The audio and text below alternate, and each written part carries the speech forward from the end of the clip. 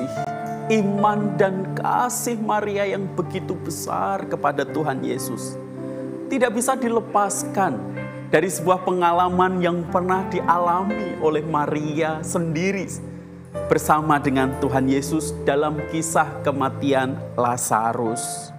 Yohanes 11 ayat 14 sampai yang ke-15 dikatakan, karena itu Yesus berkata dengan terus terang, Lazarus sudah mati, tetapi syukurlah aku tidak hadir pada waktu itu, sebab demikian lebih baik bagimu, supaya kamu dapat belajar percaya. Marilah kita pergi sekarang kepadanya. Jadi ada sebuah kondisi perjalanan iman yang disengaja untuk diajarkan oleh Tuhan Yesus kepada Maria pada waktu itu. Di dalam kesedihannya, di dalam kepedihan hatinya karena ditinggal mati oleh Lazarus, saudaranya.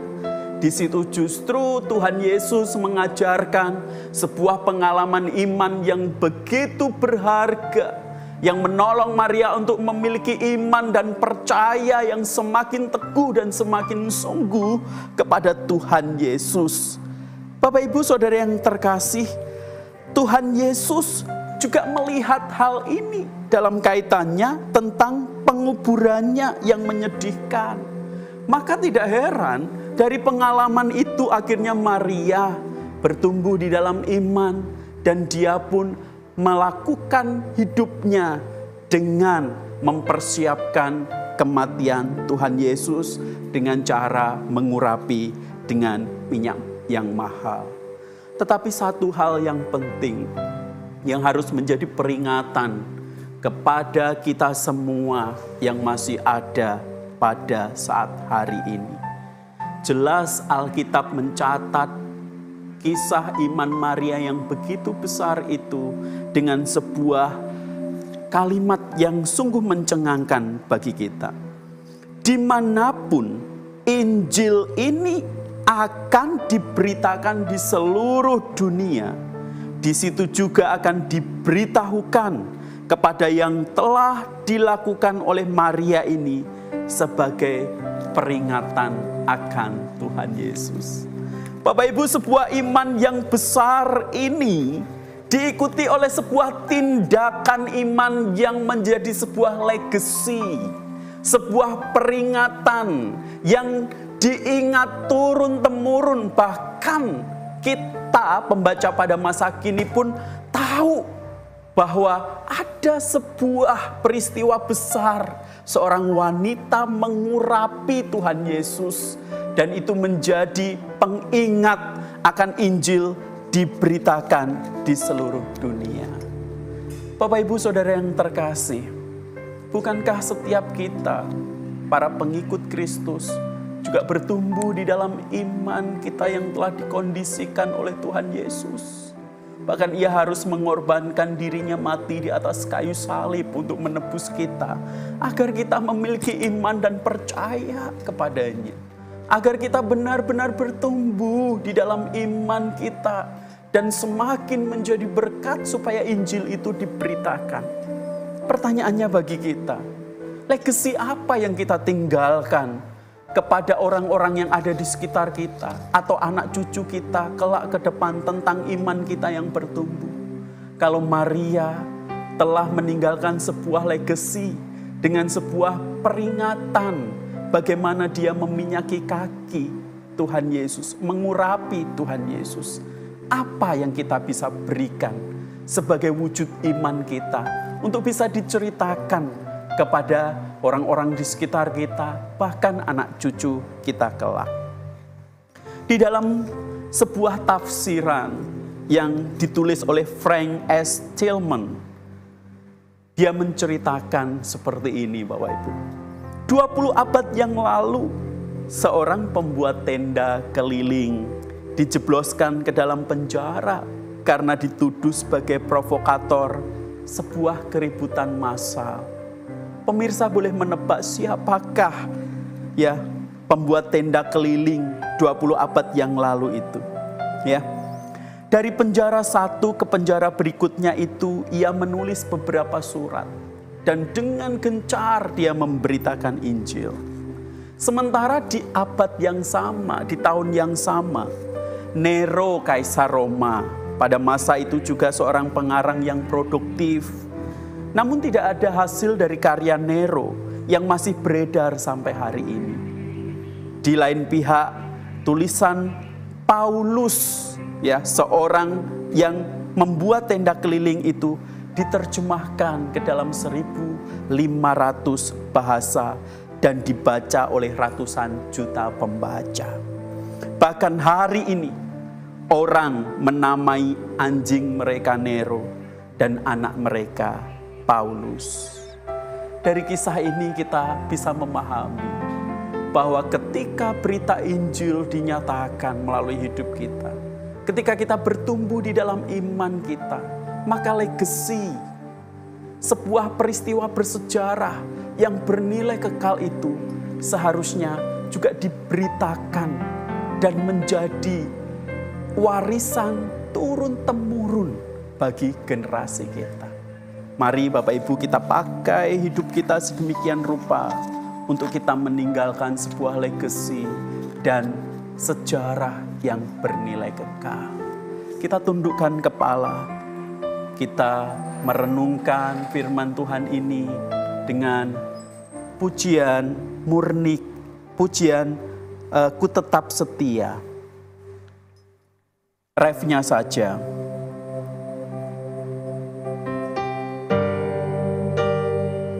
Sampai akhir ku menutup mata, ku tetap setia menanti janjimu, sampai ku dapatkan mahkota kehidupanku. Ku tetap setia untuk melayanimu sampai akhir. Ku menutup mata, ku tetap setia menanti janjimu, sampai ku dapatkan mahkota kehidupanku. Ku tetap setia untuk melayanimu. Kita berhenti sejenak, merenungkan sejenak di dalam kehidupan kita. Kalau Maria, Tuhan bentuk imannya dengan sebuah kondisi harus mengalami kematian Lazarus. Dan justru Maria mengalami itu dan kemudian dia benar-benar bertumbuh di dalam kasih dan imannya kepada Tuhan. Saya pikir setiap kita yang mendengarkan firman hari ini mengalami pengalaman yang hampir serupa silih berganti di dalam kehidupan kita. Ada kondisi-kondisi yang sulit, ada kondisi-kondisi yang kita harus bergumul dengan begitu banyak masalah di dalam kehidupan kita. Tentu itu semua Tuhan izinkan untuk menguatkan iman kita, sehingga kita makin percaya kepada Kristus di dalam hidup kita. Tidak kebetulan kalau dalam hidup kita masalah datang silih berganti. Penderitaan tidak henti-hentinya datang di dalam kehidupan kita.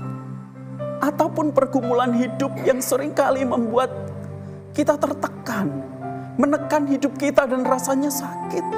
Hampir-hampir kita putus asa dan berkata, Tuhan, aku sudah putus asa dengan segala kondisi yang aku alami.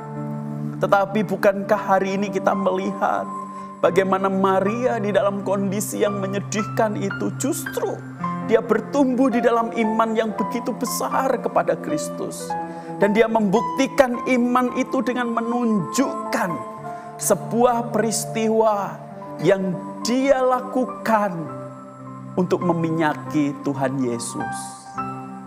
Bapak Ibu Saudara yang terkasih, Mari kita renungkan sejenak. Peristiwa apa yang Tuhan izinkan dalam kehidupan kita yang membuat kita merasa tertekan dan terpuruk? Mari kita melihat lebih jauh dari kacamata Tuhan, bahwa semuanya itu Tuhan izinkan tidak kebetulan terjadi di dalam kehidupan kita. Dan biarlah kondisi itu yang mengingatkan kita, sehingga kita bertumbuh di dalam iman kita. Semakin hari semakin lebih baik. Saya berikan kesempatan untuk kita berdoa di hadapan Tuhan. Taruh tangan kanan di dada. Berdoalah secara pribadi kepada Tuhan. Dan katakan, Tuhan, kiranya Engkau yang menolong saya untuk tetap teguh dan kuat di dalam iman yang Tuhan berikan.